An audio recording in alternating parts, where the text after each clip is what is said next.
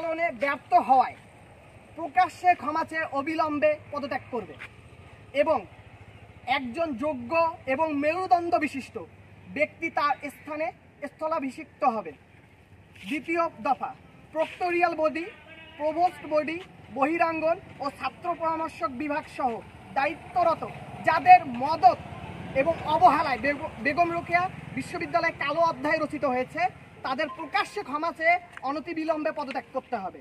সকল লেজুর ভিত্তিক ছাত্র রাজনীতি ও শিক্ষক রাজনীতি বন্ধ করে সুষ্ঠু নেতৃত্ব চর্চা এবং জবাবদিহিমূলক প্রশাসন গঠনের লক্ষ্যে অতি দ্রুত কেন্দ্রীয় ছাত্র সংসদ প্রতিষ্ঠা করতে হবে।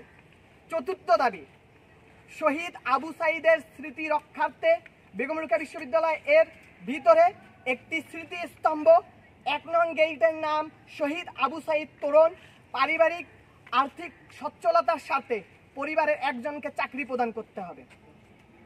একই প্রেক্ষিতে অদূর ভবিষ্যতে অডিটোরিয়াম তৈরির যাবতীয় ব্যবস্থা নিয়ে সেটির নামকরণ শহীদ আবু সাঈদ অডিটোরিয়াম করার জোর দাবি জানানো হচ্ছে। পরবর্তী 4টি দফা আমার বড় আপু বলবেন।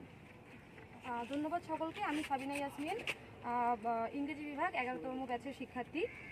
বর্তমানে আমি বাকি দাবিগুলো পাঠ করছি। দাবি 5, আবু সাঈদ হত্যার সাথে জড়িত আইনশৃঙ্খলা বাহিনীর অপরাধীদের শনাক্ত করে তাদের যথাযথ বিচারের ব্যবস্থা করতে হবে।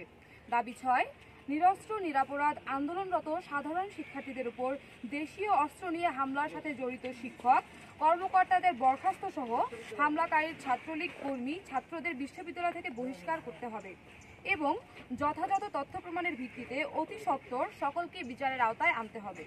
দাবি 7, মেধা আর্থিক অসচ্ছলতার ভিত্তিতে নিয়মতান্ত্রিকভাবে হলে শিক্ষার্থীদের আবাসন সুবিধা প্রদান করতে হবে।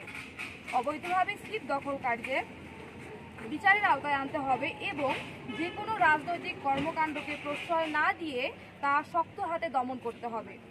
দাবি 8, বৈষম্য বিরোধী ছাত্র আন্দোলনে অংশগ্রহণকারী শিক্ষার্থীদের কোনো রকমের একাডেমিক, রাজনৈতিক, প্রশাসনিক বা আইনিভাবে হেনস্থা করা যাবে না এবং তাদের নিরাপত্তা নিশ্চিত করতে হবে।